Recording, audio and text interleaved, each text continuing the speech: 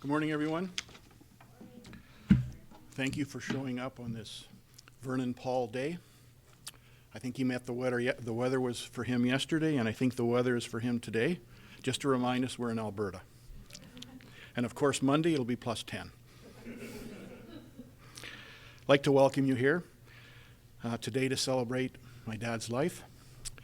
I don't know if many of you knew he had 4 names. Vernon, Ludwig, Louis, Paul. Now, most people knew him as Vernon Ludwig Paul, but according to Dad, and this just happened a couple months ago, he said his dad, when he went to register the name, didn't do it right. It was supposed to be Ludwig Vernon Paul, but somehow it ended up being Vernon Ludwig Paul. And people were calling him Louis, so he entered Louis into the frame. Didn't do it officially, but he did do it. So that's where the 4 names come from. Never knew that until 2 months ago. That's my dad. Okay. Vernon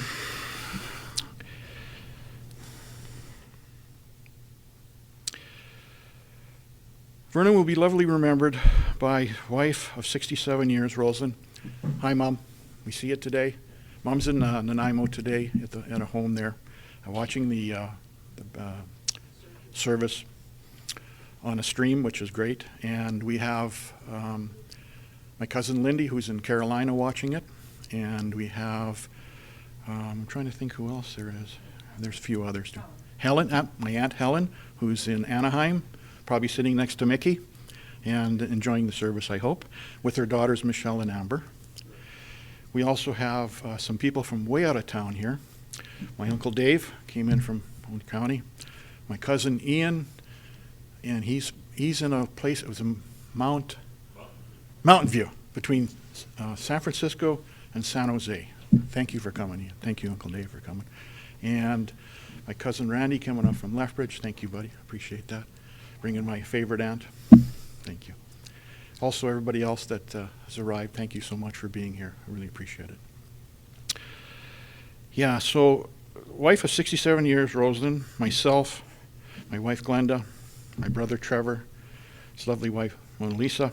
Thank you, Mona Lisa, for everything you did today. It was wonderful, dear. Thank you. And let's see, my son-in-law Rudy, our son-in-law. My brother-in-law, yeah, my brother-in-law Rudy. Sorry, Rudy. You gonna cry?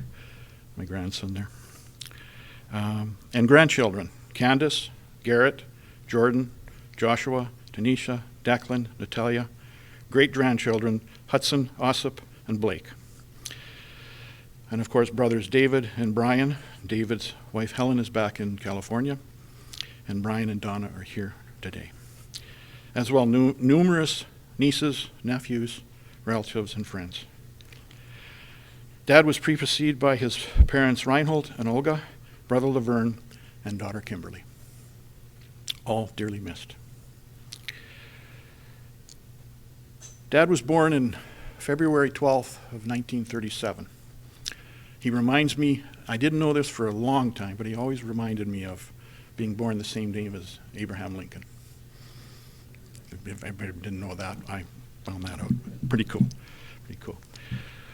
He was, how would I describe Dad? Because so many people in this room know him so well. He was a kind man. He loved his grandchildren. He loved his children. He was so good to so many people. And that's how the day will be celebrated, how he was.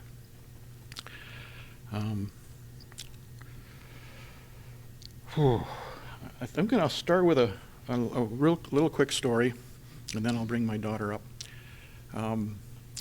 Back in his teens, he was out of the farm in the bush with Terry and Virgil, and our Aunt Elsie, who has previously passed, was not far away out of the bush. And my dad thought of, let's fire a gun, which he did.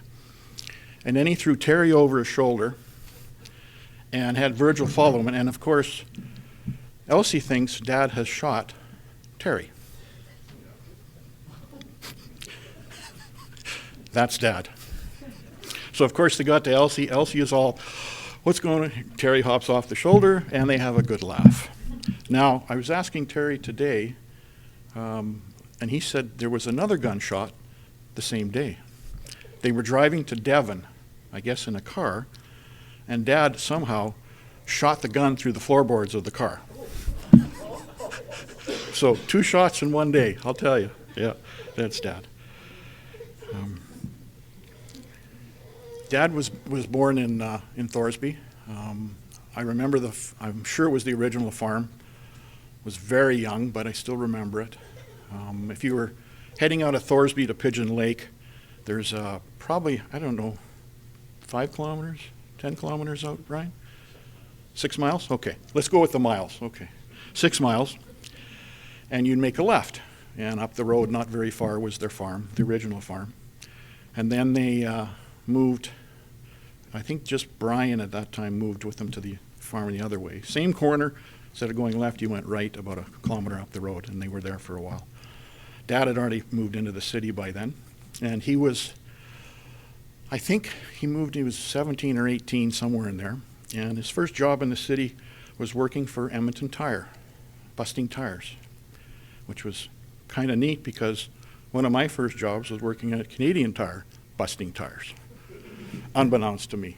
So from there he went to Premier Steel at 19 years old and worked there until he was 55, I believe.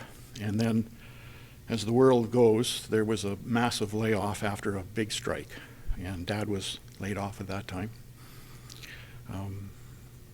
Where they lived when they first started with Premier Steel was in Calder, right by the old train track station there, and somewhere in there. I think I was 65, if I remember correctly. I was 6 years old, and I still remember that. That scares me. Then we moved to Kenilworth, and from 65 until Dad moved into the first assisted living place, they stayed there, which was 2 years ago. Yeah, 2 years ago, I guess. Yeah. And thrived. It was a wonderful neighborhood. Lots of kids, lots of good parents. We played outside till the lights came on, the normal thing, and in the house we went. And then new neighbors came in, had wonderful neighbors. The ones next door on either side, the Mackenzies on one side, the Owenses on the other. And then we had these 2 lovely ladies moving next door into the Owens house, Inga and Sandy, and became wonderful, wonderful friends. Inga was telling me the other day that the first thing she knew why she liked my dad was he was out in the front yard and he was doing some work like he always does in his yard, trimming something or cutting something or whatever. And Inga was out there, and he said, Inga, the Owenses would be proud of how you kept this yard. And Inga said, I like that guy. Then another story with Inga. She was out on her back deck, and she had a little dog that was chirping a little bit. And Inga was trying to get the dog to be quiet. And then Dad said, I'd rather hear the dog talk than you. And of course Inga knew he was kidding, but that was Dad. That was Dad. And that's probably, geez, how many years ago would that be? 30 years ago. Yeah. It's already 30 years. That was Dad. He was just take care of people, get to know the neighbors, and the ladies are here today because of it. They actually visited about a month ago before Dad had passed, and it was wonderful they came. What else? He got into hockey very early in his life. I can remember going to the rink probably as a 6 or 7-year-old, which was only a couple blocks away. And I think Dad was just the sports director at the time, and that meant he had to take care of the ice facilities. So if there was a snowstorm, he was out, middle of the night, snow blowing the rinks off. And I remember him taking me one time, he got me on the little rink to learn how to skate, and he was on the big rink snow plowing. And then he went from, I think, Kenilworth, he went to the south side, to be a director of hockey. Then he went to the city. Then he went to the zone. Then he went to Northern Alberta. Then he went vice president of Alberta. Then he was president of Alberta. I've got a little thing I'll read later of how many years he was involved with. So, I'd like to bring my daughter up at this time. Candace? Sorry? Oh, sorry, Donna? Sorry, Donna. Could you do a prayer for us, dear? Thank you. You want to come up?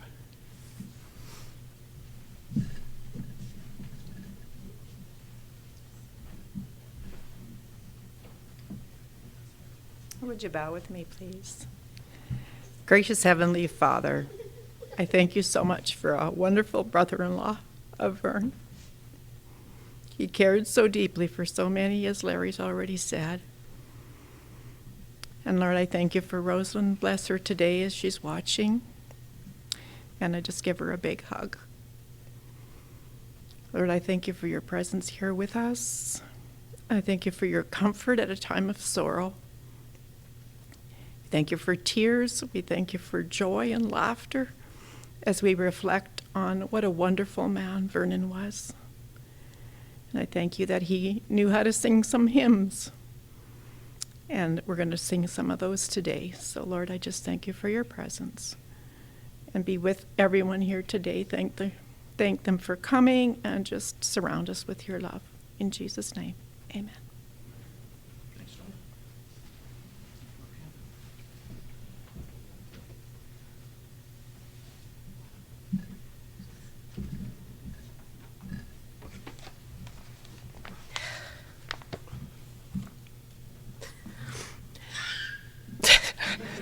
It's my son. I'm just getting over head cold, so I'll do my best. My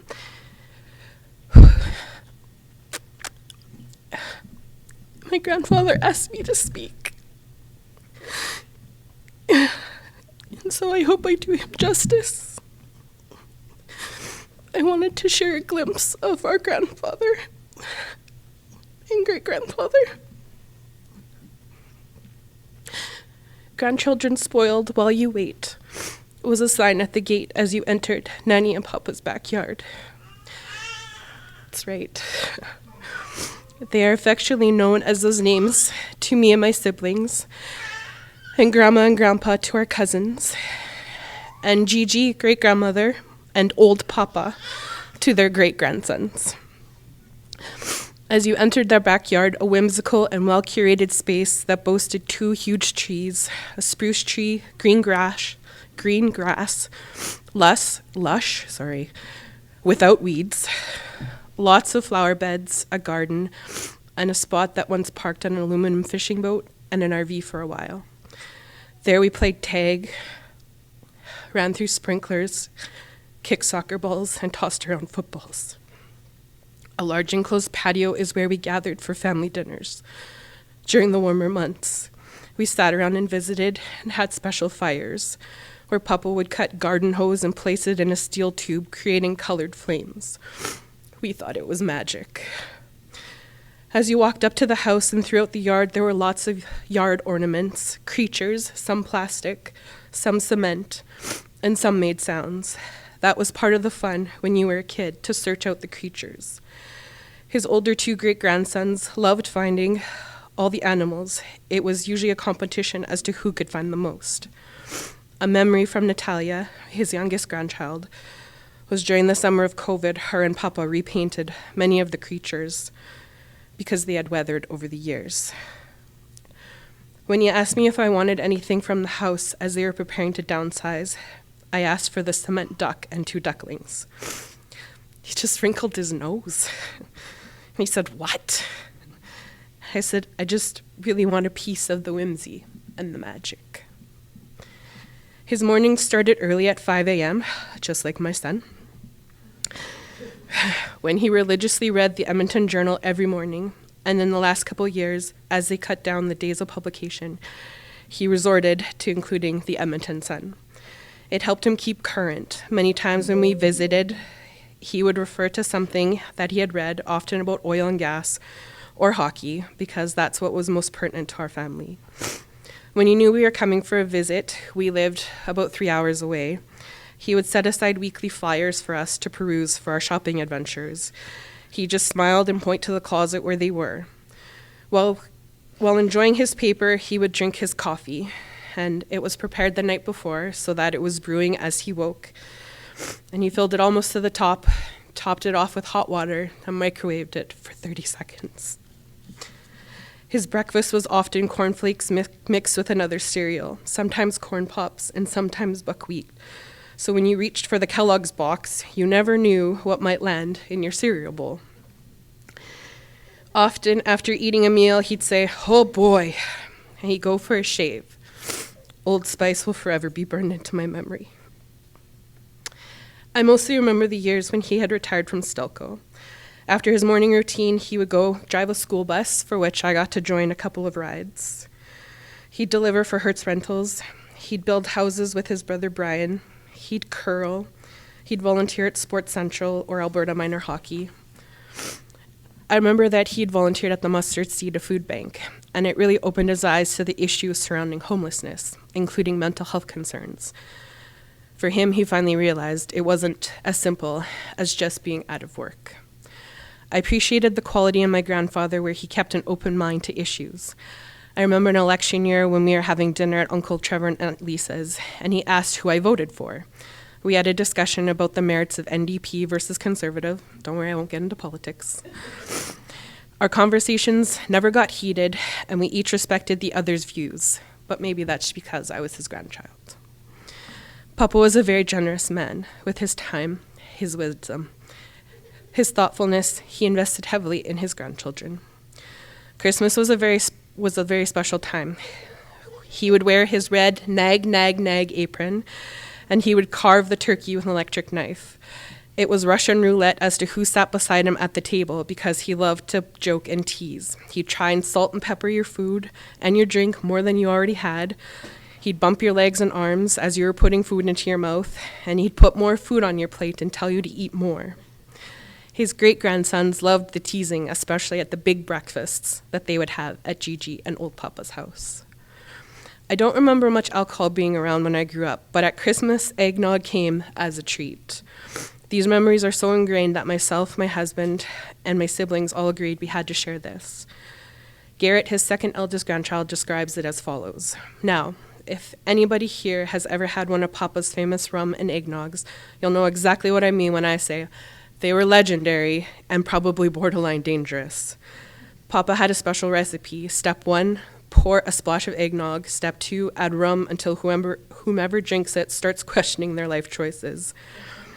He'd hand you the glass with his mischievous grin and say, "Careful now, this'll put hair on your chest." He said that about a lot of things. He wasn't kidding. One sip and you'd be talking like a deranged pirate. You could say Christmas at Papa's was less about Christmas spirit and more about making sure nobody accidentally stood too close to an open flame or even tried skating with the family after one of his drinks. But that was him. You could say he was generous to a fault, even if his generosity came with an alcohol-induced kick. I remember one year he didn't have rum. He only had rye, and he'd serve you eggnog in little tiny Dixie cups. And so he filled it 3/4 with rye and topped it with eggnog, but you didn't know that until you had a sip. I don't think we've had eggnog with alcohol since then. Anytime we gathered, it brought Nanny and Papa great joy.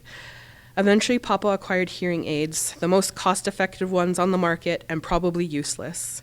They picked up the background noise so much that he usually couldn't hear with them, and or he turned them off. So at family functions, you usually had to yell at him, sometimes even just having a conversation between the two of you in a quiet room, you had to yell at him, because he usually forgot to turn them back on or change the batteries. Regardless of the ability to hear, he was surrounded by love, and he relished in it.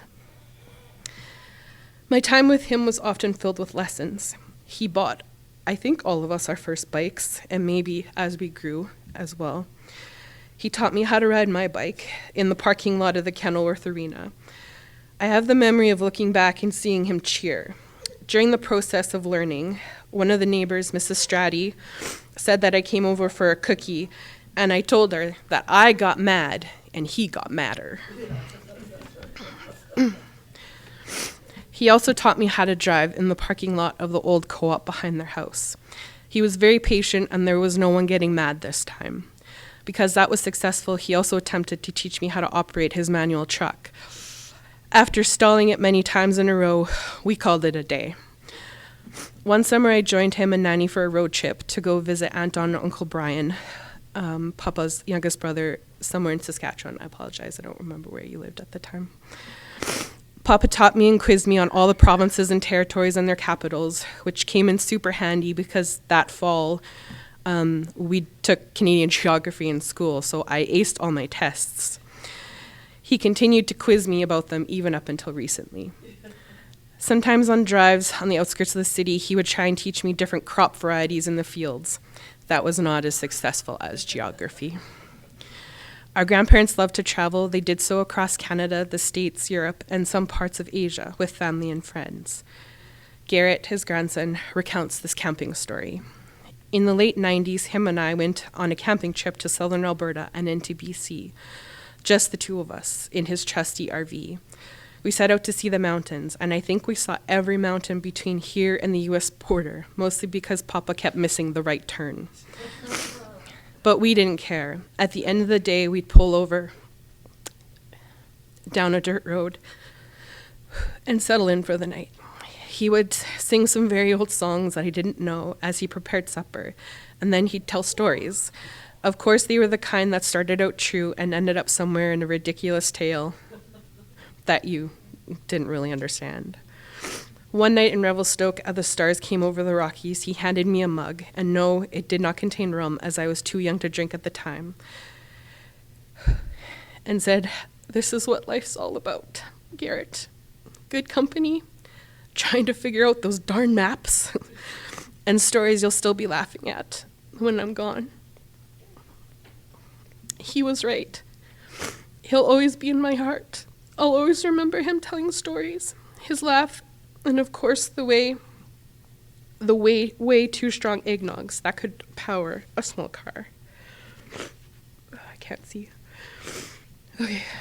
He was a gentle soul who asked my brothers every time we visited if they wanted their hair cut, because he was known for buzz cutting the neighborhood kids as my dad grew up. He loved when the older two grandsons came to visit and would bring up the bin of toys that he had and would join them in a game of go fish with them with their magnetic fishing set, and draw silly pictures. Often the day we were leaving Edmonton, Papa would disappear into the basement and come up with something and ask you if you wanted it. It could be anything. It could be a pen. It could be a typewriter. Once he came up and asked my husband if he wanted a Buffalo Sabres hat. At this time, I think our cousin Lindy was coaching Dallas. My husband lit up. He didn't care where it came from. It was the first time that he was receiving something. I said to him, he was now officially part of the family, even though we've been married many years. And now that Lindy has returned to Buffalo, I guess we can call the hat vintage. He loved all the visits and never wanted to see you go. He got to share his home with all his grandkids and oldest two great-grandsons in Edmonton, and met his youngest great-grandson, our son born in March, at the end of May and August in Nanaimo, and he couldn't wait to hold him. His grandson Jordan had this to share. "Dear Grandpa, you are everything to me, from spending endless weeks with you and Grandma in the summers as a kid and hanging your Christmas lights in the winter as an adult. You helped me become the person I am today. You have influenced my life more than you can ever know. You gave me SHIT, I don't know if I'm allowed to say it in here, when I needed it. You gave me advice and helped me when I needed it. You were always there. You were everything a grandkid could ask for in a grandparent, and you were the rock of our family. You are a mentor, a hero, but most importantly, you are my grandfather. It is now our job to carry on your legacy. We love you always." I want to thank everybody who came today, and anyone who's attending online. Hi, Nanny. I also want to thank everyone who has helped support our grandparents, including all of his children, the neighbors, the girls next door, Sandy and Inga, the Stratties, Unfortunately, we lost Mrs. Strati in February. And the staff at Chartwell in Edmonton and Trillium Communities Woodgrove Manor in Nanaimo. I loved him more than words can express, and I will miss him more. I wanted to end with a poem I wrote. I hope you all get to experience this kind of love and devotion from someone or someones in your life. My wish for you is you experience that smile. It fills the face and it goes for a mile. From ear to ear they say your name, and you know they're so excited that you came. My wish for you is that you see that twinkle in their eyes, that it makes your eyes and your nose wrinkle from the happiness you brought, knowing you came. My wish for you is that you get that deep hug or a handshake that says, I want to pull you in, but I was born in the 30s and this is what we did. My wish for you is to experience their heart, their love, their joy, their charismatic parts, their words, their sounds, their gestures and smells. I commit it to memory for when you're apart. Inevitably, you might experience that ache of a loved one's passing that makes you quake. I wish for you solace in knowing they're near, above you hovering there to cheer, to spread more light and give you the chance to reflect and believe in true love's glance, and take the time to reflect their impact on your life before they left.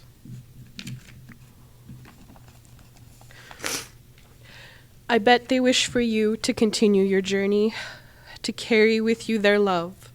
Be curious, adventure, brave and bright. Choose to share and spread your light. Ponder and wonder, explore, face fear. Be thoughtful, be kind, and patient, and above all else, be selfless and of service to all the moments because they truly count.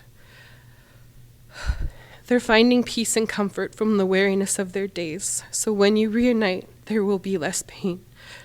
From there, you can pick up from where you left off. The love for each other, eternal and raw. Papa, we could not have asked for more than the love you gave us. We could not have asked for more than this time with you. And we could not have asked for more than this time together. I love you.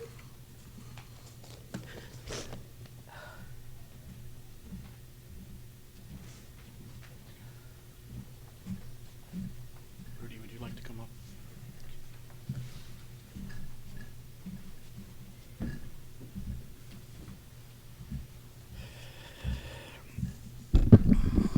Candace, you want me to follow this up?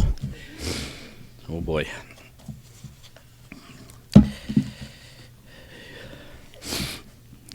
My name's Rudy Kern.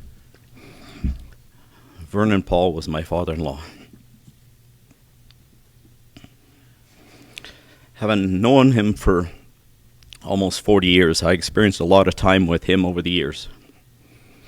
As mentioned previous, he cared about his kids, grandkids, and extended family, not just by words, but by his actions.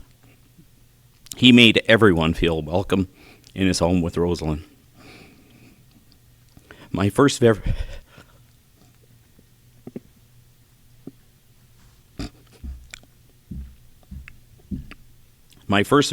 memory of him was that when I asked for his blessing to marry his daughter. I was so nervous. But his usual demeanor was lighthearted about things, and after a brief discussion, he gave me his blessing. I was so relieved and did my best never to disappoint him throughout life. In the early years, when my kids were in their preschool days, Nanny and Papa's daycare helped mold our kids into what they would later become. All of our kids have very fond memories of these days. I could not have wished for better grandparents for the kids. Kimberly's parents were truly awesome. I know Papa enjoyed the pitter-patter in the house and maybe kept him on his toes and young, although it challenged him too. Being old school, not sure, but don't think he ever changed a diaper. until Declan came around, and the Stratties and the Mackenzies probably, and no other neighbors were around to help. Declan's grown up now. For me, it was his helpful nature and his hands-on approach, helping renovate our home. Work was not easy, removing the old lath and plaster and taking up the old floors, coverings. Vern never complained and showed up next day ready for more. His passion for the outdoors, fishing, camping, and lake life was always present. I heard of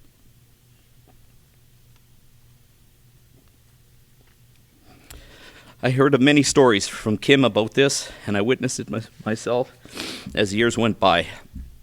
This passion was instilled into his daughter and then into our family's life, and the passion for the same.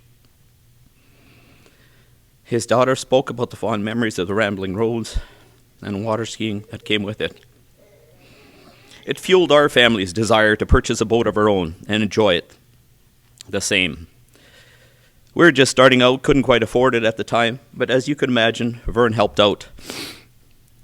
And we paid him back in short order, but we never forgot how he helped us along the way. From time to time, we would borrow Vern's car or truck for any variety of reasons, but there was an unspoken rule to follow. Always bring the vehicle back full.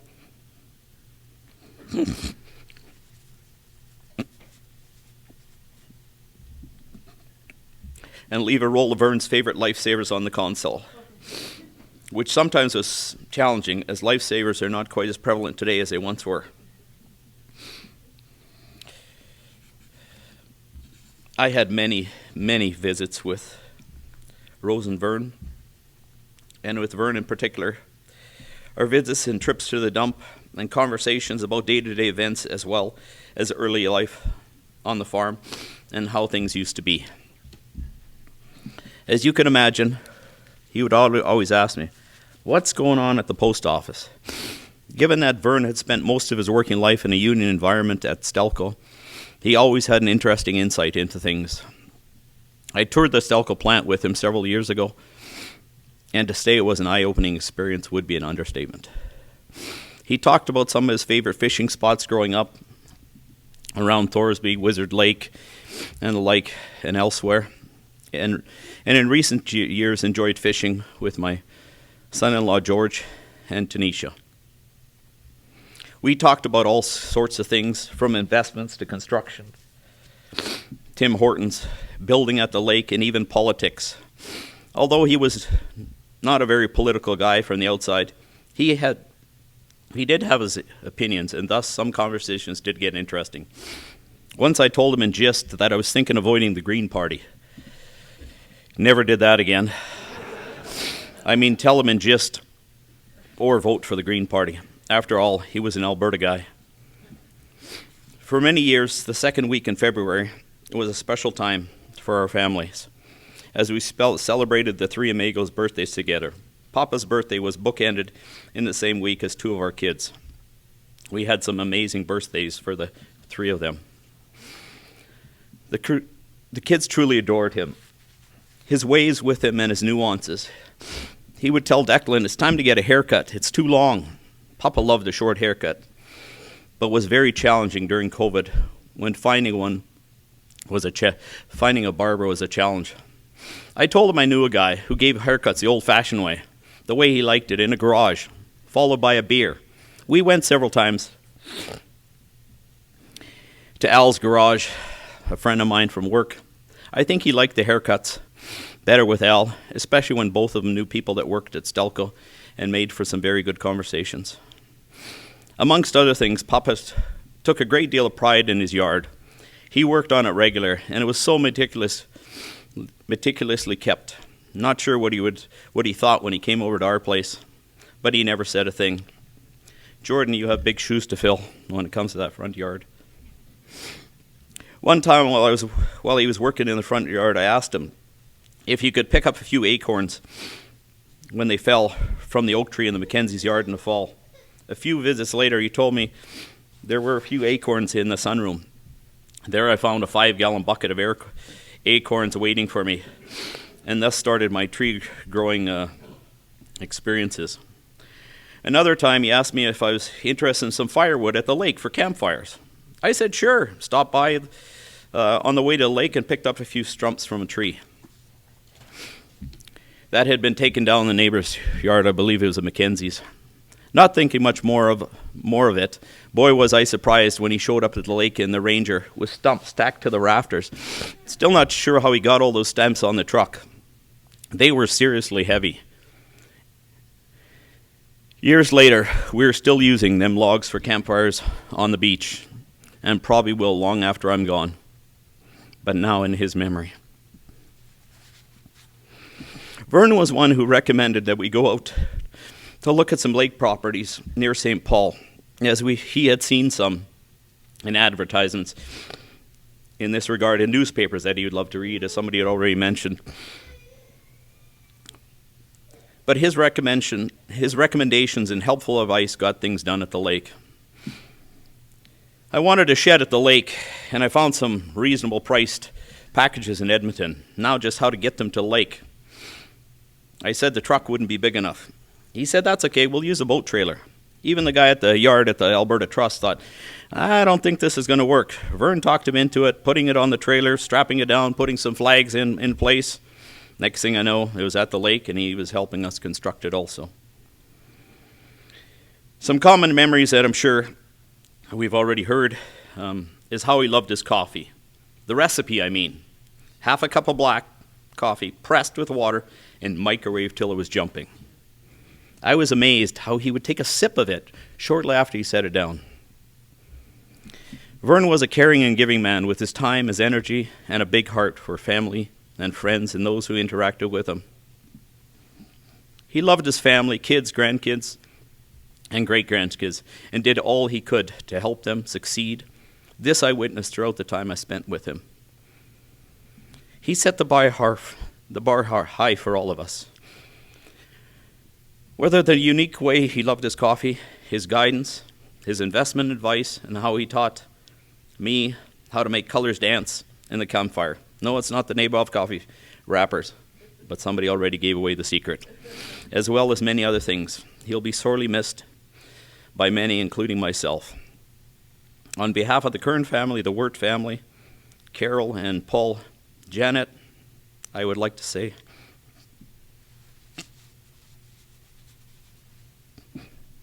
a heartfelt thank you for all that you did.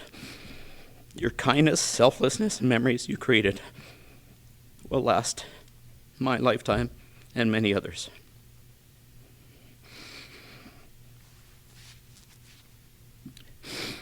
For myself, I'd like to add my most endearing memory, I will have of Vern and Rose as well, is how they helped me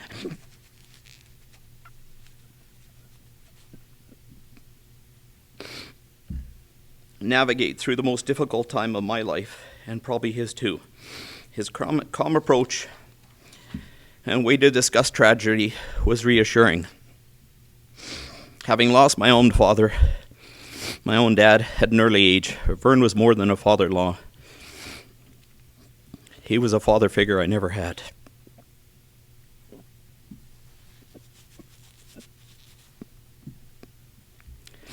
And for that, I would like to say thank you, Vern. May you rest in peace.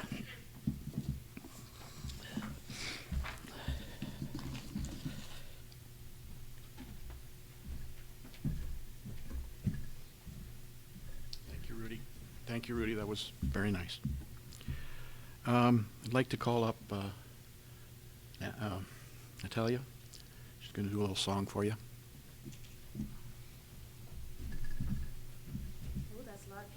Oh, goodness.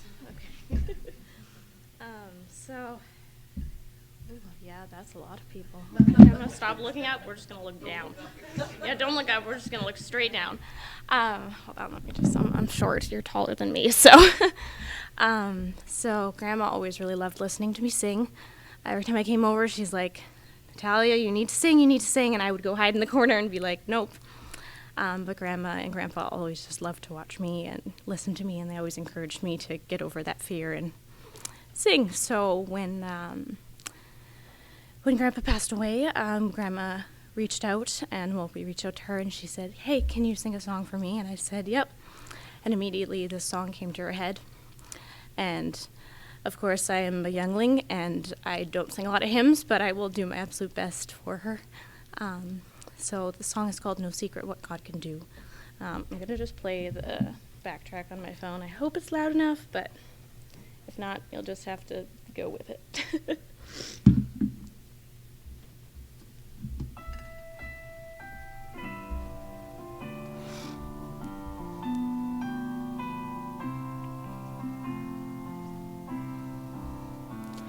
The chimes of the time ring out the news, another day is through.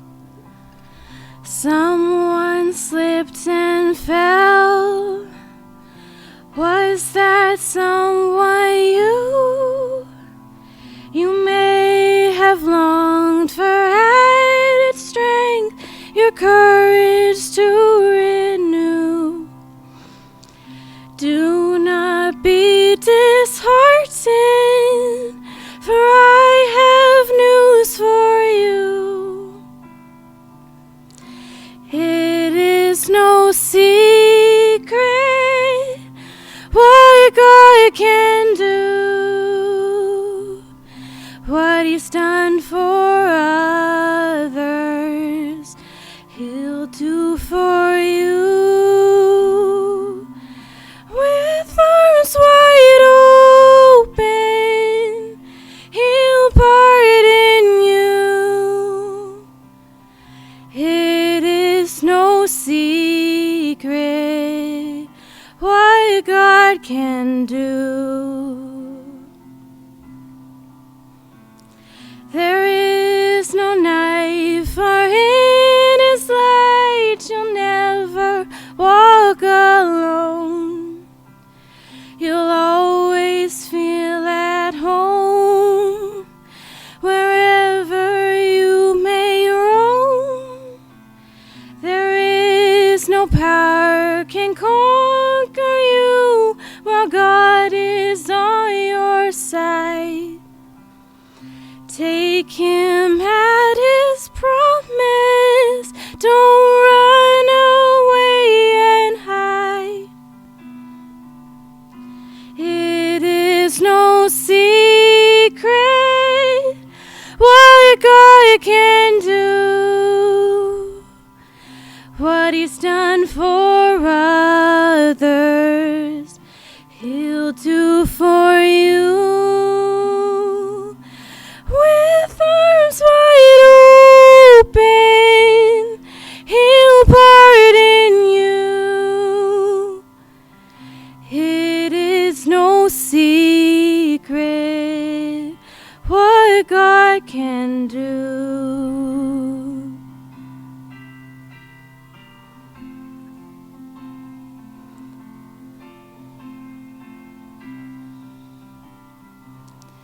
It is no secret what God can do.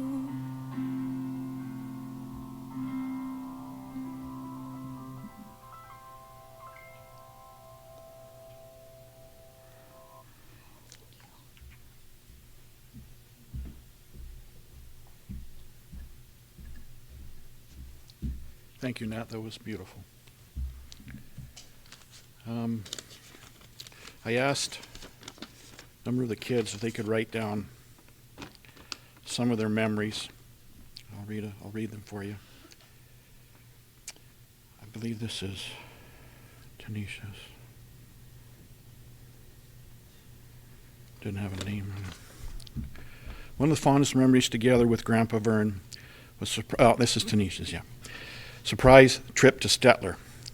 He and Grandma took me on when I was 10 years old. I was less than thrilled when Grandma decided to wake me up very early one morning on a summer vacation. We got in the car and started driving. It wasn't long into the drive before I decided to asking Grandpa, where are we going at 5-minute intervals? For any kid at that age, any amount of time spent in the cars feels like eternity. But I'm sure it felt much longer for my grandpa, who had to respond to the same question every 5 minutes. You'll see. After the longest 2 hours of Grandpa's life, we arrived at Stettler train station, and Grandpa told me we were going to take a train ride. We quickly boarded the train and found our seats.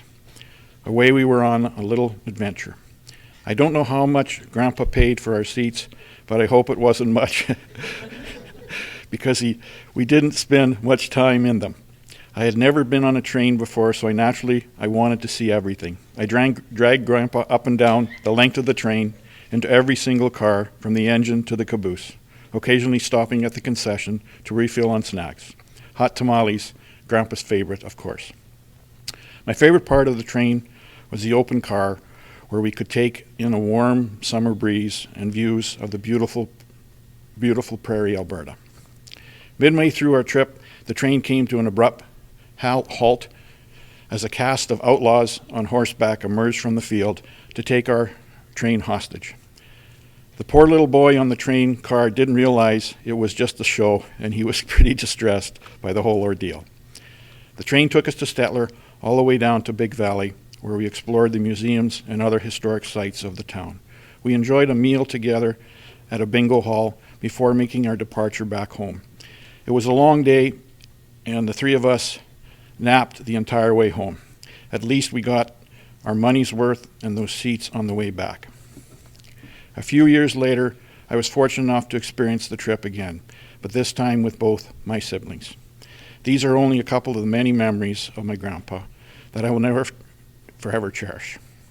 I will always remember my grandpa as a funny, generous, kind-hearted man, and I'm truly grateful for the time I had with him and took forward to reuniting with him again someday. Thank you, Ty. That was beautiful.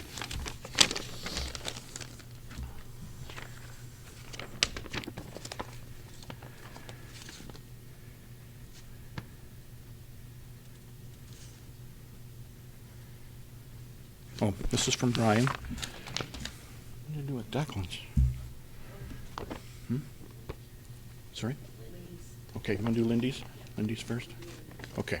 We're going to do a cousin Lindy who's in Carolina. They're playing hockey this afternoon. He has sent a little tribute to Dad when he was still playing for the Buffalo Sabres many years ago. When they could, they would come over to the house after the game because that time they didn't have chartered flights like they do now. So a lot of times they had to stay overnight and fly out the next day. It's coming now? Okay, you get to see it.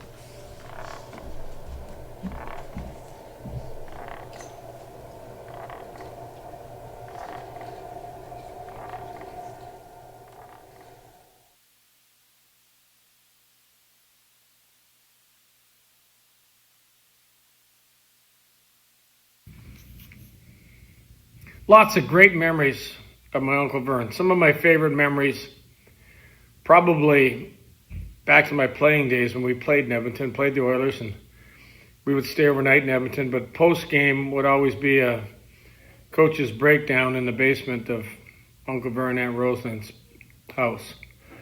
In that basement, we shared beers, Pegerville sausage, talked about the game. Uncle Vern would often say, probably would have been a good idea to keep an eye on Gretzky.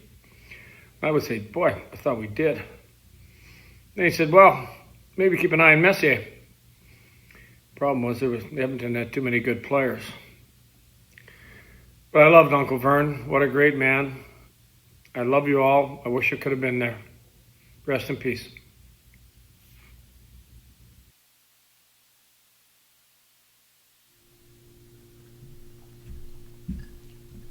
Just to correct my cousin, it was Mundare sausage, not Vegreville. It was funny because when Lindy was playing in Buffalo, I ended up going out to Mundare to play senior hockey, and actually the team was called the Sabres. I played there for 5 years, and the league was called BHL instead of NHL. It was Beaver Hill Hockey League. It was lots of fun. They treated us great. The main sponsor was Tanichi Sausage. I don't know if you've ever eaten that sausage, but it's wonderful. We were fed so well there and treated so well. I spent 5 years there, and it was wonderful. Got a memory for my Uncle Brian. I don't recall Vernon and I living at home at the same time. I'm nearly 17 years younger than Vern. He left home to work in Edmonton about the same time I was born. That being said, Vern always loved and showed that he cared for me, not by words, by action.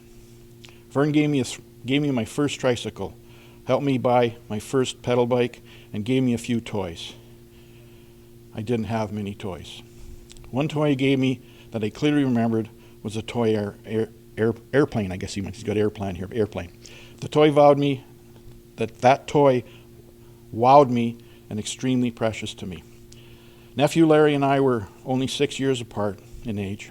I do recall Vern Rose invited me to their house a few times for sleepovers and play with Larry and Trevor. Maybe Vern drove out to the farm to pick me up and take me into home again. When Don and I got married in '75, Vern and Rose made a long road trip during the holidays at the shoe shop to Fort St. John, BC for our wedding. They gave us our first used couch and chair. The Paul brothers gave us our first kitchen table and a chair set that we used for many years. In the early stages of Mum Paul's battle with Alzheimer's, Vern and his brothers made the decision to move Mum Paul from her home in Thorsby to an assisted living in Thorsby. That was a tough move because Mum Paul did not understand why we were all being so mean to her by taking her away from what she knew and what she loved. That was followed by several moves in Edmonton, where she ended up in full-time care in Edmonton for the rest of her life. Mum Paul became, I can't even read the word, debilitated with Alzheimer's. It was Vern and Rose that took up the role of keeping the Paul boys and their families connected by invites to their house whenever we were in the area. Vern and Rose took excellent care of Mum in every way during those long 14 years. One year when Donna and I were living in southeastern Saskatchewan, Vern and Rose invited our family to join them for Christmas. This was a special Christmas. When it was time to make the long 10-hour drive back home, it was cold, and our Honda Civic couldn't keep up with the defrosting in the windows while keeping the car warm. Vern was worried sick about us going home with our children in the weather, and there was no cell phones back then. We made it home safely and no doubt called Vern on the landline phone so that he knew we were home asleep again. Vern always loved and showed his care, not in words, but by actions. Vern and Rose visited us in Saskatchewan several times. Fast forward time, we were back living in Alberta. Our daughter Chandelle had graduated and was planning to attend university. We had trouble finding a rental combination for her that fall. Vern and Rose came to our rescue, and Chantal lived with them for one semester, after which we found an apartment for her. You wrote a lot here. Gee. Vern, Rose, Donna, and I went on a Western Caribbean cruise together one year. That was a time that Vern had been losing a lot of weight and didn't yet know why. He was quite ill on that trip. Gluten products were twisting his gut. I'm not sure how many times Vern retired. I do remember Rose telling me that once upon one retirement, he thought he knew more about cooking than she did after he'd been in her kitchen. For 40 years, she announced that he needed to find another job. He was young retiree with lots of energy. He decided to come and help Brian build houses in Kelmar. One day while Vern and I were working in different areas of the build, Vern came to me holding his hand and said, "I shot myself with a 3/4 inch heavy-duty stapler." I said nothing, walked to my tool trailer, grabbed a pair of pliers, a cloth, and some duct tape. Came back to Vern and said, "Let me see that hand." I held his wrist in one hand and the pliers in the other, plucked out the staple, and he said to me, Matt said to me adamantly with huge eyes, "What did you do that for?" I replied better that I'd do it while the hand was in shock and waiting in shock than waiting for a doctor to do it when your hand is not in shock. After wrapping the rag around his hand and duct tape, I said, now go get yourself to the doctor and get a tetanus shot and proper bandaging. He was back in a few hours later. Vern helped me build a machine storage shed for Terry Paul. That was the project that we became aware of Dad's fear of heights. On yet another after retirement venture, Vern became a silent partner, and so silent partner with Donna and I in Tim Hortons. One fond memory was Vern with his white hair, white apron, making chicken salad sandwiches on freshly baked buttered croissants in front of customers. Oh my goodness, it was hilarious. He would mumble under his breath the whole time in German. How do you say that? Akadibesite? Who would ever buy these things? If my mother could see her two sons in white aprons now, she would be shocked. Maybe someone would know how to say all this in German and then interrupt us in English, yeah. Vern made friends with the staff and customers with ease. We loved all the days Vern came to work. He lifted our spirits and our workloads. And during this time, Donna's fear of Vern melted away and became a good friend and cohort. Our lives ever changed because of Vern's trust in us and for us. When Vern was 80 and he and I were in a quad, side by side, viewing the countryside, I decided to chase coyotes. That did not go well for Vern and I. Fortunately, we recovered from the injuries. And years later, we bore witness to Vern's declining health. It was painful in so many ways. Vern always loved and showed that he cared for others, not by words, by action. Now it was Vern's turn to receive the care provided by the family and friends. The loss of his precious daughter, Kim, at the same time that Rose was sick. Losing his driver's license was huge. Moving out of the home to first assisted living and then full-time care. Leaving Edmonton and moving to Nanaimo. For Vern, who was very well planned and strategic planner, this was not a fun stage of his life. He repeatedly said, getting old is for the birds. Vern, we love you for more than words can say. You have impacted the way we think, care, learn, and live. Until we meet again, Vern, we are very, very good big brother. Thank you. What he did with Declan's.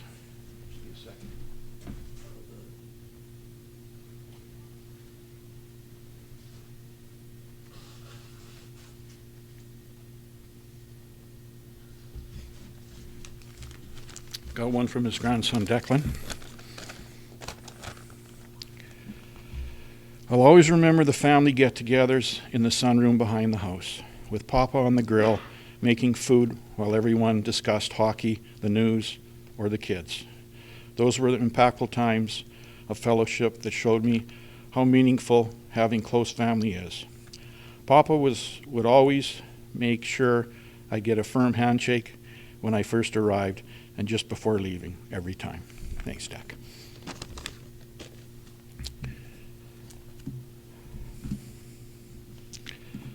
Here's my brother's memories here. Number one, the early mornings of hockey practice. Number two, the rides from the hockey and baseball games, and especially the conversations on the ride home, such as why did I get so many damn roughing penalties.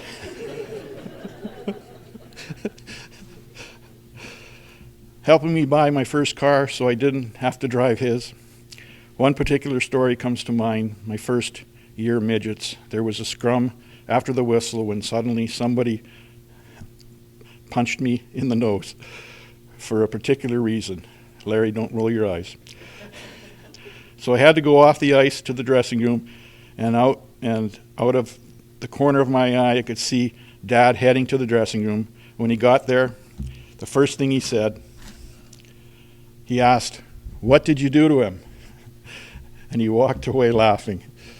The old guy knew me and like the back of his hand. What's this, Ties? Memories. I got one here. Dad reminding me how to drive. Oh, Lisa. Sorry, Lisa. The way it says Tisa, it should say Lisa. Yeah. Lisa's memories of Dad. She's got so many, but one of them was Dad taking her to her job interviews and teaching her how to drive. Trevor tried to, but that wasn't very successful. Dad was very patient with her, and she forever will remember him on that. I remember the first car I bought, 16 years old, and Dad said, "I'll pay half." I was going, "Oh, that sounds good." So he found a gentleman from work that had a 65 Comet, 0 to 60 in an hour. And I'm not kidding you. It had a 202, and I think if you opened up the front hood, you could lay 4 bodies in there and no one would know any difference. I remember driving to school one day, and I think it was 40 below out, and because the motor was so small, it could never heat up enough to clear the window.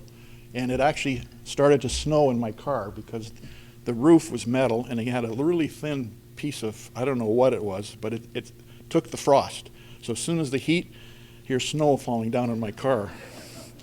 I remember sitting by a bus and kids looking down at me and pointing and laughing. So it was hilarious.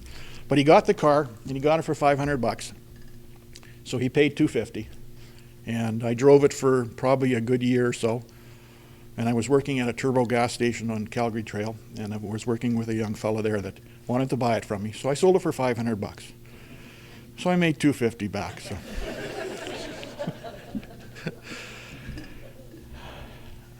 There's so many stories of Dad that are so remarkable. The ones in Sandy Point, when we got there by accident, driving to a different campground, and we ended up pulling into Sandy Point by accident in the middle of the night because it was storming out. And all they had was this 2 places right on the water. So Uncle John and Elsie, who always came with us, lovely, lovely people, and Denise. We parked on the beach that night, and it was still pouring out and rain, and it was horrible. We woke up in the morning to these blue skies, 75 degrees, and we're going, well, maybe we should stay here for the day. 2 weeks later, we left. And for the next, I don't know how many years, probably, I was only 6 when that happened. And I quit going, I think, when I turned 15, and Dad kept going. Some great memories because we always seemed to have family drop in on us, wherever it was. One year, Aunt Shirley and Uncle Lisa and Randy, Lindy, Marty, and Brent came. And I don't know if you've ever picked blueberries, but Dad got up, as he usually did, early in the morning and thought he was picking blueberries. So he gets up, and most people pick blueberries, they usually eat 1 or 2, just, because they're there. These were Okanagan berries. Very bitter, horrible tasting, but they looked just like blueberries. He come back to the cabin, ice cream pail full, washed them all, put them into bowls, poured some milk on them, and then tasted them, and went, uh-oh, what's this? So he quietly goes out the door, goes to the front office, and asks the ladies, "These berries okay?" He said, "Yeah, just the birds eat them, but they're very bitter and all that." So Dad, being who he is, figures, well, I'm going to get Uncle Leeson on this. So he brings over a bowl for Uncle Leeson. And Uncle Leeson tastes them and thinks he's being poisoned. So he goes running out of the cabin to the front desk, finds out they're okay, comes back. And if you knew Uncle Leeson at all, he's going to get you back. So I'm thinking it was the next, can't remember if it was the next morning or the next afternoon. I think it was the next morning. Mom and Dad were sleeping in their bed, and Uncle Leeson had I think it was a big pail of water. I don't know if it was a 5-gallon or not, but he got them sleeping, took the water, threw it over on top of them, just soaked the heck out of them. They were both yelling, and I happened to be up for some reason, I don't know, and I thought it was the funniest thing I'd ever seen. So he got him back. Another story was when the Rences came to visit us. Uncle Robert and Gertie, Deb, Dave came, and we had a cabin on kind of around the corner of the lake. And Uncle Robert wanted to learn how to ski. Now I think he was probably late 40s, early 50s, Deb, pretty close, yeah. And he had his top of his head, because he farmed, was white. So he had, the tan, and, farmer tan. Same with the arms, So I think he had a couple of little drinks just to kind of get some bravery up. And I'm going to try and ski. So Uncle Robert being very strong, and Dad's boat not being, the boat was fine, it was the motor. He only had a 50 horse. So for kids, you were up and up skiing. But for anybody that was any size, to try and get up skiing, you had to be pretty strong or take some slack on the rope. So the first thing we got was trying to get Uncle Robert on an air mattress. I've never seen something so funny in my life. He'd throw one leg over it, flip him over. He'd throw one leg over it, flip him over. He'd throw another leg, flip. That took about 10 minutes. Then we got him sitting on it. Then we got the skis between us, the skis up, the tips up, hands. I was holding the air mattress, telling him what to do. And Dad, we hit it. So poor Uncle Robert, because he'd never skied before, it looked like a shark going in the water, because all you seen was this white head and these two tip skis going, and we're yelling, "Let go! Let go! Let go!" He probably went 10 or 20 feet, let go, rope go flying, come around again. I think he did it 3 or 4 times and then gave up. Well, that evening in the cabin, poor Uncle Robert, I think he literally drowned himself, because all he did was spit up green water for the whole night and laugh. So we had so many memories of Sandy Point. We tried going other places a couple times. It never worked out, so we just stuck with that, and it was great. I remember one evening, the ball team I was playing on in Edmonton, we were going to a ball tournament in Medicine Hat with my buddy Jim, and his dad, Roger, was a great coach. And I was working at Canadian Tire on a Friday night, and I got home, and Dad says, "Well, aren't you going to go to the tournament?" And I said, "Well, I can't go. I got to work." I had to work, not thinking anything of it. He said, "Well, we're going to fly you to Medicine Hat." That's where the tournament was. So they drove me to the airport, got me on a plane to Calgary, and then from Calgary went to Medicine Hat, and Mr. Otteson picked me up. And I'll never forget that. I remember flying on a little Twin Otter, first time I've ever been on a Twin Otter plane, flying from Calgary to Medicine Hat, and just seeing the prairie and the animals running and going to play baseball. Little things like that that Dad did. One other one was I was working at a Texaco gas station, and I had a ball game one night, and I know I had to work and I wasn't going to make it. And Dad says, "Well, I'll come and work for you." And I was like, "What?" He said, "Yeah." The guy that owned the station was a really good friend of mine's parents, the Wilsies. And there was quick training. It was one of those not a self-serve, but yeah, self-serve. I guess you had to come into the thing and pay. So he worked for me a couple of times, actually. One time he come home, and a native gentleman had come in. His name was Cecil, and he wanted to sell Dad his belt. He needed some money. So Dad bought the belt for $5. And he kept that belt for a long time. I never knew about it for a number of years until he showed me this one time, this Cecil. I said, "Where'd you get this belt that says Cecil?" And then he told me this story. So it was wonderful. What was next?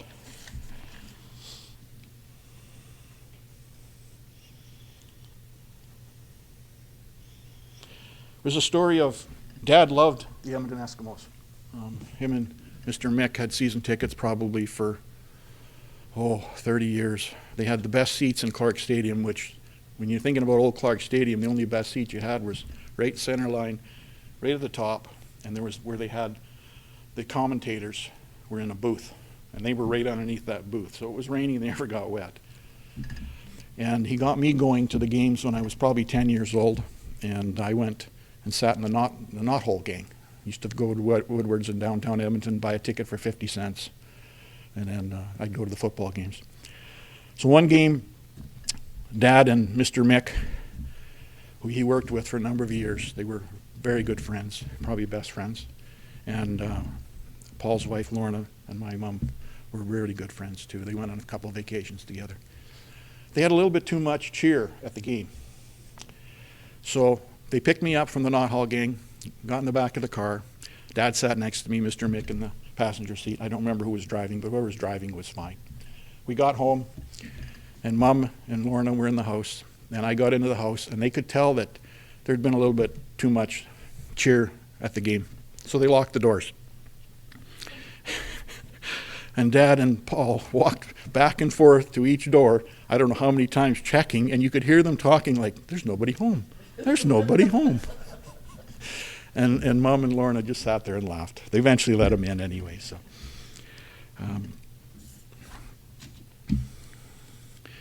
Trevor gave me a little note here last night that he said, Larry set the rules, Trevor broke the rules, and Kim got away with the rules.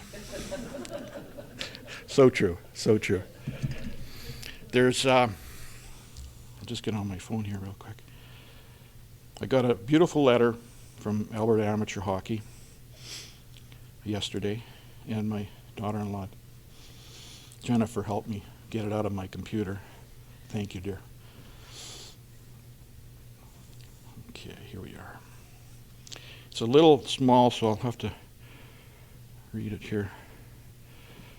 Alberta hockey community is in mourning the loss of Vernon Paul, a respected leader, visionary, and lifelong advocate for the development of the game.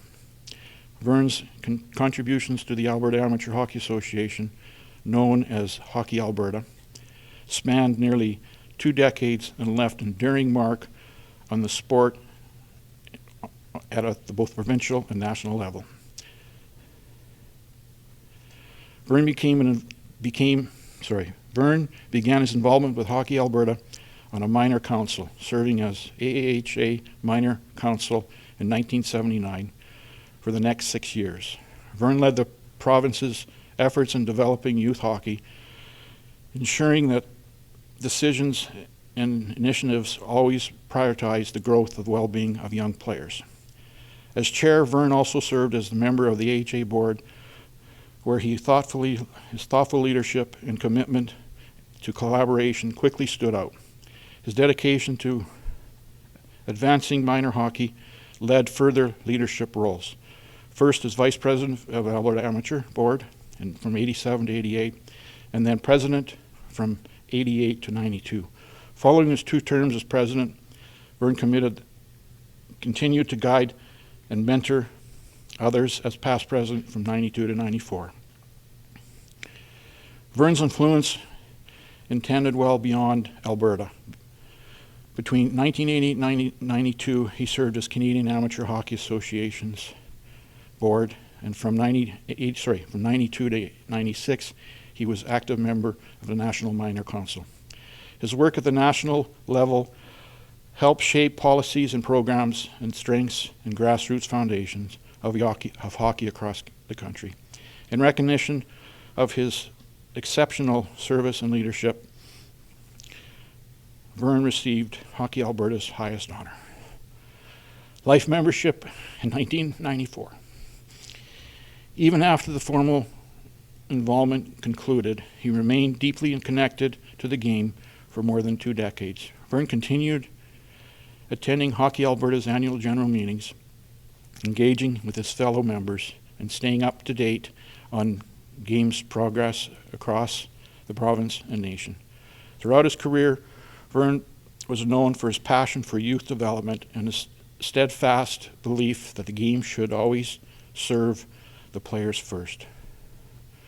Vern was inducted to the Alberta Hockey Hall of Fame in 1994. Vern received Canadian Hockey Association's Order of Merit Award, the Hockey Alberta President's Award. Vern was a life member of the Edmonton Minor Hockey Association. Howard Warbin, who served as a executive director of AHA Hockey Alberta during Vern's time as a board member, shared, "Vern's always said to me, whatever we do most, we must have the kids in mind." How was that? Those who worked alongside Vern remember him, and not only as a respected leader, but as a mentor and a friend. His influence extended far beyond boardroom and meetings.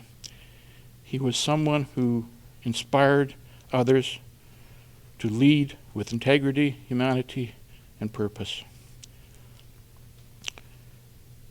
Vern passed away October 25th, 2025. His loss is deeply felt by his fellow life members, Hockey Alberta, and the countless individuals who he touched through the decades of service and mentorship and friendship. It's beautiful. I have one more here from two nieces in California. Here we are. Michelle and Amber. Oops.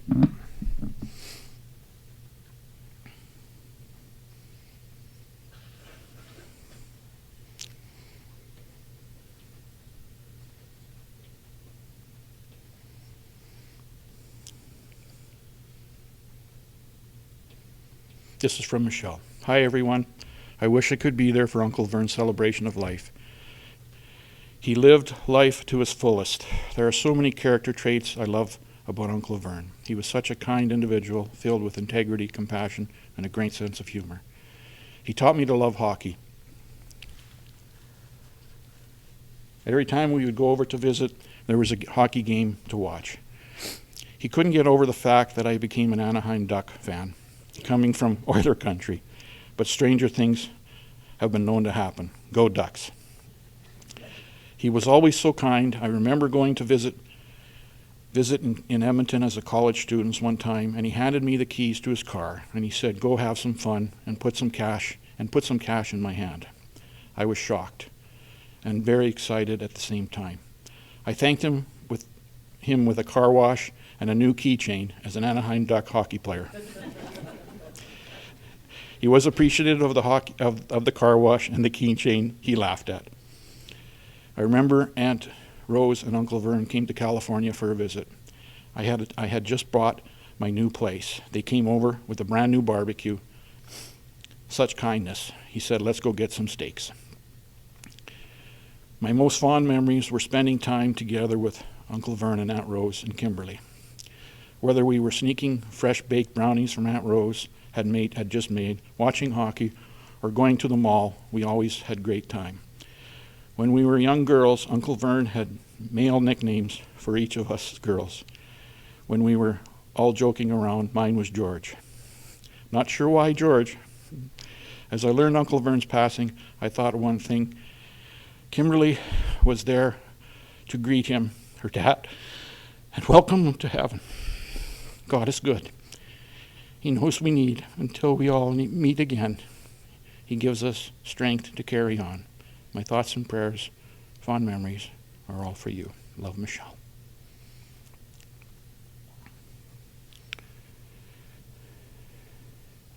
This is from Amber. There are many good memories of Uncle Vern. Family gatherings with Uncle Vern and Aunt Rose were so much fun. Uncle Vern had a great sense of humor.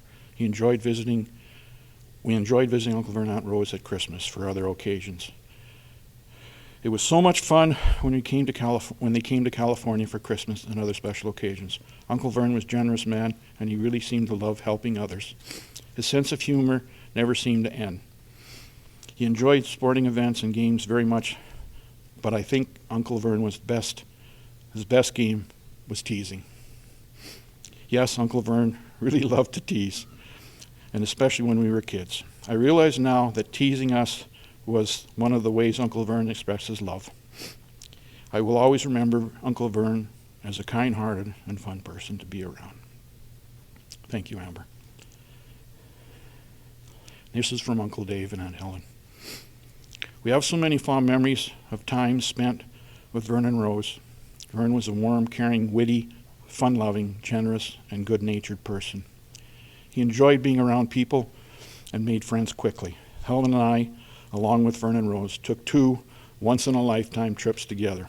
In 1990, we were on a 3+ week tour of London and 12 countries in Europe. In Paris, France, Vern and I, Helen, decided to entertain a crowd of tourists, which quickly gathered around them as they stood on a staircase and sang in the blue Canadian Rockies. Soon one of the tourists had gathered around them and who had enough of them to yell out, "Keep your day job." It was hilarious. In January of 2020, the 4 of us took an adventurous Far East Asian cruise, where we spent 3 weeks together sightseeing Shanghai, China, Japan, South Korea, Hong Kong, Thailand, and Singapore. We had a wonderful time together. We left as friends and returned as friends. Vernon Rose visited us in our home in California, and we likewise visited him in Edmonton when we spent dinners together enjoying each other's company. Vern was a wonderful brother and will be sadly missed. We have the blessed hope that one day we will meet again in a heavenly home. Thank you, Uncle Dave. I think at this time we have a 3-song tribute and some music to play with it. I hope you enjoy it. What's that? No. Oh, Mom's message. Sorry, Mom.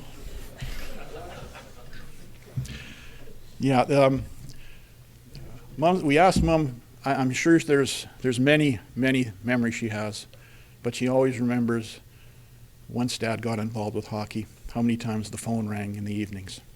And of course, Mom was the one that would go answer it to tell him, "It's for you." She always giggled over that one. And the other one, yeah, his passion for the hockey, which I think all you can realize now what I read. I do remember him starting in the 60s, just working at the local community and working his way up into the number of years that he spent with hockey. Oh yeah, and probably one of the things you run into as a male, at least I have in myself. My wife's been pretty good about it though. Being on time. My dad was always on time. My mom never was, and that followed for so many years. Yeah, I think he added half an hour extra just to get her to go. So, but yeah, okay, we got a tribute here.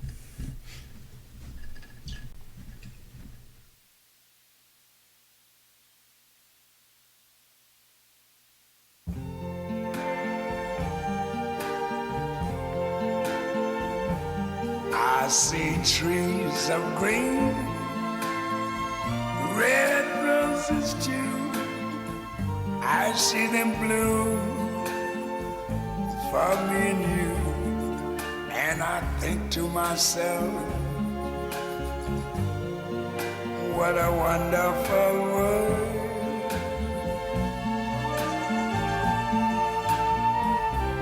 I see skies of blue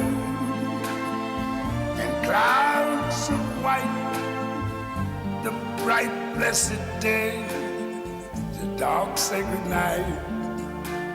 And I think to myself,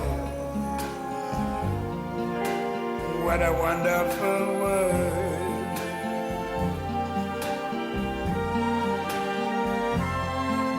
The colors of the rainbow, so pretty in the sky, are also on the faces of people going by.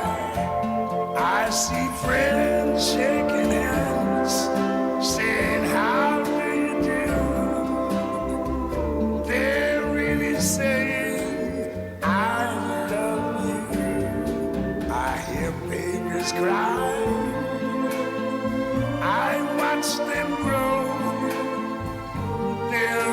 much more than I never knew. And I think to myself, what a wonderful world. Yes, I think to myself, what a wonderful world.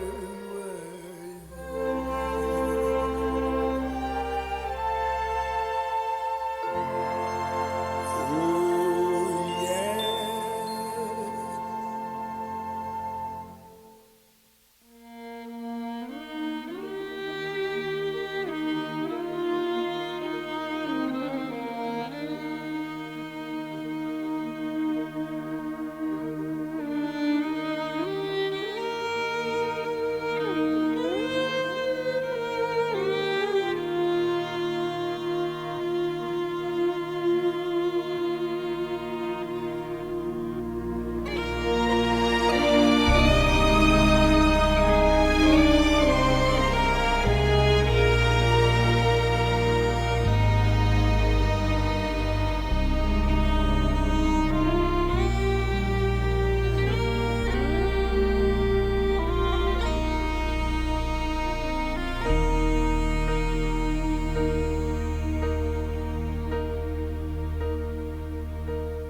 When I am down and oh my soul so weary, when troubles come and my heart burdened be, then I am still and wait here in the silence until you come and sit a while with me. You raise me up so I can stand on mountains. You raise me up to walk on stormy seas. I am strong when I am on your shoulders. You raise me up to more than I can be.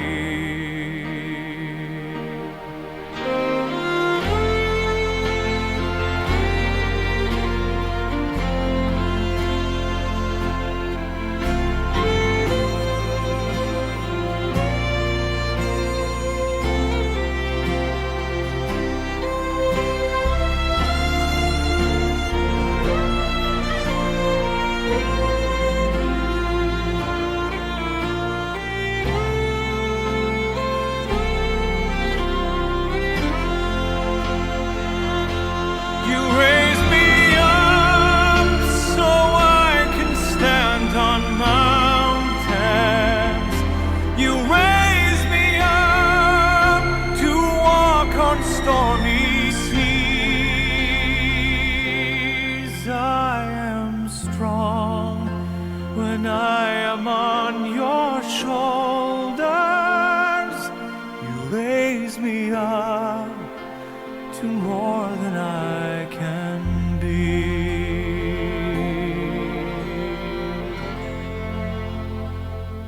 You raise me up so I can stand on mountains.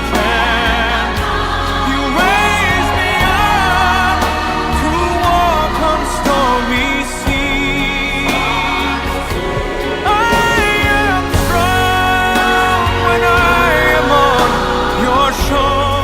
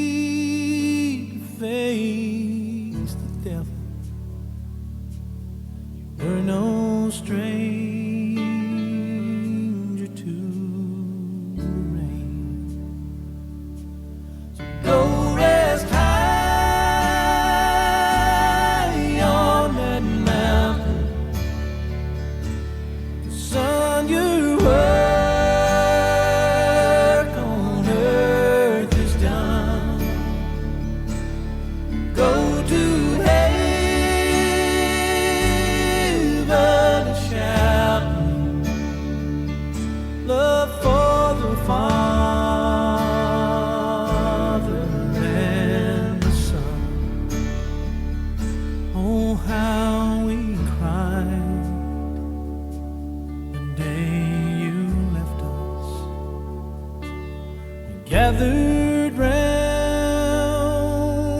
your grave to grieve. Wish I could see the angels' faces when they hear your sweet voice sing. So go rest high on that mountain. Son, your work on earth is done. Go to heaven shouting love for the Father and the Son.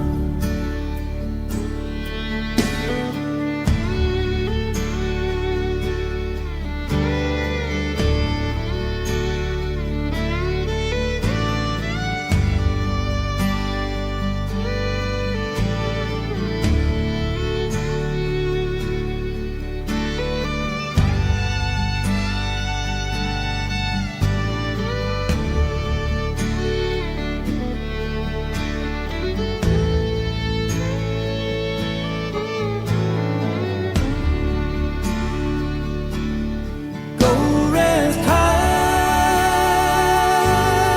on that mountain. 'Cause son, your work on earth is done. Go to heaven shouting love for the Father and the Son. Go to heaven shouting love for the Father and the Son.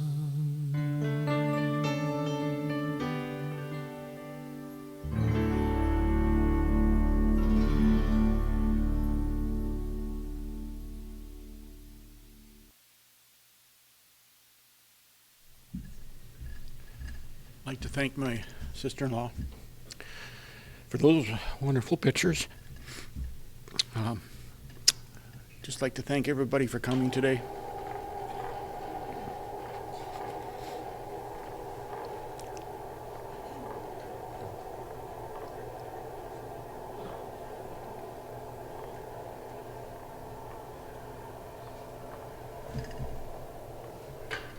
We've got a lunch next door. If everybody'd like to come and have a little bite to eat and a little fellowship, tell some stories, have some laughs. And remember, Dad, thank you so much.